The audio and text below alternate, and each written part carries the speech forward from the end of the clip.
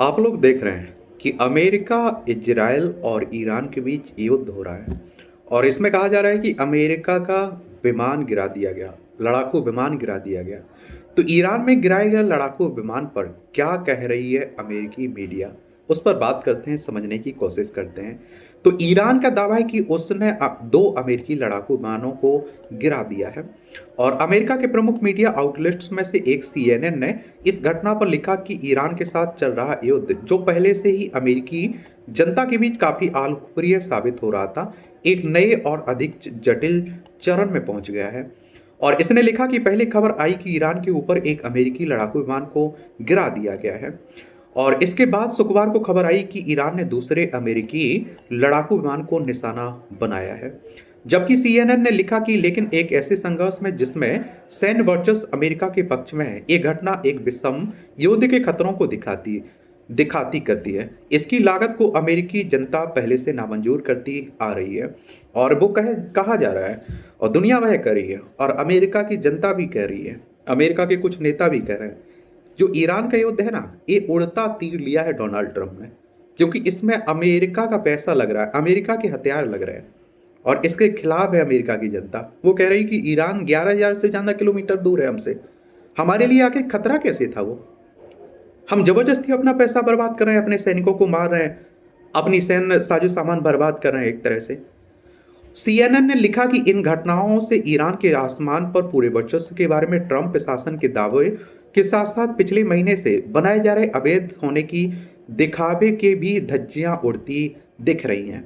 और बहुत सारे लोग ये भी कह रहे हैं भैया कि डोनाल्ड ट्रंप एक तरह से झूठ बोलने लगे। अब वो कह रहे हैं कि ईरान खत्म हो गया, ईरान में कुछ नहीं है, हमने उनकी वायुसेना को खत्म कर दिया।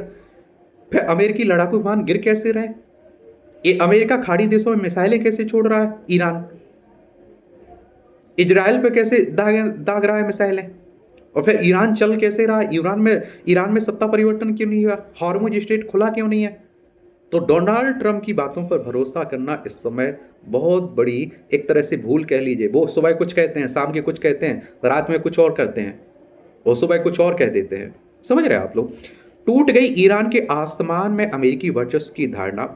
और आप देखते हैं कि एनबीएस न्यूज ने ईरान की ओर से विमान गिराने के दावे का जिक्र करते हुए लिखा, यह पहली बार है कि जब इस ताजा संघर्ष के तहत ईरान के अंदर अमेरिकी विमान दुर्घटनाग्रस्त हुआ है और जिससे यह धारणा गलत साबित होती है कि अमेरिका का ईरानी हवाई क्षेत्र पर पूर्ण नियंत्रण है।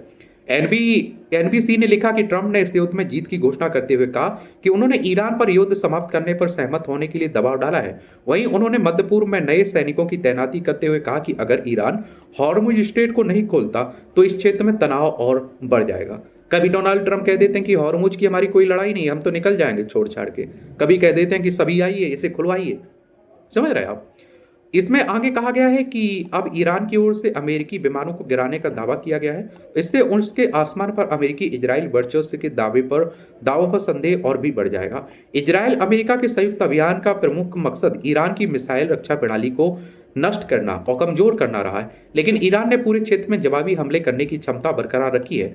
वहीं फॉक्स न्यूज ने लिखा कि ईरान की सरकारी मीडिया ने शुक्रवार को कुछ तस्वीरें जारी की जिनमें कथित तौर पर एक क्षतिग्रस्त अमेरिकी लड़ाकू विमान को दिखाया गया और इसमें इंजेक्टर सीट भी शामिल है। फॉक्स न्यूज ने लिखा कि वो इसकी प्रामाणिकता की पुष्टि नहीं करता। फॉक्स न्यूज के मुताबिक विशेषज्ञों का कहना है कि युद्ध क्षेत्र के ऊपर आसमान को नियंत्रित करने का मतलब कभी ये नहीं होता कि जहां जोखिम बिल्कुल नहीं है। हालांकि वायुसेना के F-15 ई लड़ाकू विमान को गिराए जाने से ईरान के आसमान पर वर्चस्व के ट्रंप प्रशासन के दावों पर सवाल उठने लगे हैं। रिटायर्ड लेफ्टिनेंट जनरल डेविड डिप्टूला ने शुक्रवार को फॉक्स न्यूज के एक शो में कहा कि ऐतिहासिक मानकों को भी देखें तो बेहद सुरक्षित क्षेत्र में 4 हफ्तों की युद्ध के बाद एक लड़ाकू विमान का नुकसान होना आश्चर्यजनक तौर पर काफी कम है। उन्होंने आगे कहा कि इसका मतलब ये नहीं कि आपके पास बगैर किसी बाधा के अपनी इच्छा अनुसार कहीं भी और कभी भी काम करने की क्षमता है। डिप्टूला ने बताया कि ऑपरेशन डिजर्ट स्टॉर्म में गठबंधन सेना ने 43 दिनों की युद्ध के दौरान लगभग हर दिन एक विमान खोया था। साल 1990 में कुवैत पर ईरान के हमले के बाद इराक के खिलाफ ऑपरेशन डिजर्ट स्टॉर्म चलाया गया था और ट्रंप के लिए राजनीतिक चुनौती बन सकती थी ये घटनाएं।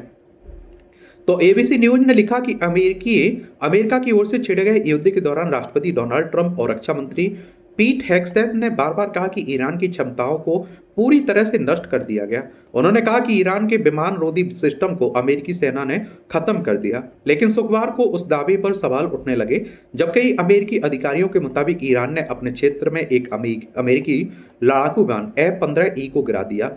और अंग्रेजी अखबार वॉशिंगटन पोस्ट ने विमान गिराए जाने की घटना का जिक्र करते हुए लिखा, लापता क्रू सदस्य की तलाश अमेरिकी सैनिकों के लिए अब तक सबसे जोखिम भरा पल बन गए। और इससे न केवल लापता एयरमैन बल्कि उससे बचाने वाली टीम भी सीधे ईरानी हमले के खतरों में आ गई। यह इस संघर्ष की पहली घटना है जब किसी अमेरिकी मानव संचालित विमान को दुश्मन क्षेत्र के अंदर गिराया गया। राष्ट्रपति डोनाल्ड ट्रंप के लिए यह घटना राजनीतिक रूप से चुनौतीपूर्ण बन सकती है। उन्होंने ईरान युद्ध के विरोधियों यहां तक कि अपने कुछ समर्थकों की आलोचना का सामना करना पड़ रहा है। इस वक्त अपने संबोधन में ट्रंप ने इस युद्ध को खत्म होने के करीब बताया था, लेकिन ताजा घटनाओं से उस दावे पर सवाल उठने लगे। कॉम्बैट सर्च और रेस्क्यू मिशन अमेरिकी सेना के सबसे खतरनाक अभियानों में से एक होते हैं। इनमें शामिल हेलीकॉप्टर और विमान अक्सर जमीन के करीब उड़ते हैं और जिससे वे दुश्मन का निशाना बनने के लिहाज से ज्यादा संवेदनशील होते हैं। विमान के रेस्क्यू ऑपरेशन के बारे में एक पूर्व अमेरिकी जनरल जेम्स स्लाइप ने कहा कि यह एक हाई रिस्क मिशन है और जितनी देर कोई जमीन पर रहता है उससे सुरक्षित निकालना उतना ही मुश्किल हो जाता है। उन्होंने कहा कि भले ही जानकारी अधूरी हो, लेकिन ऐसे ऑपरेशन तुरंत शुरू किए जाते हैं क्योंकि पायलट के पकड़े जाने पर दुश्मन उसे प्रचार के लिए इस्तेमाल कर सकता है। बाकी आप लोगों को क्या लगता है, इस युद्ध का क्या होगा, कहाँ जाके खत्म होगा, ये आप लोगों को जरूर बताना चाहिए। धन्यवाद।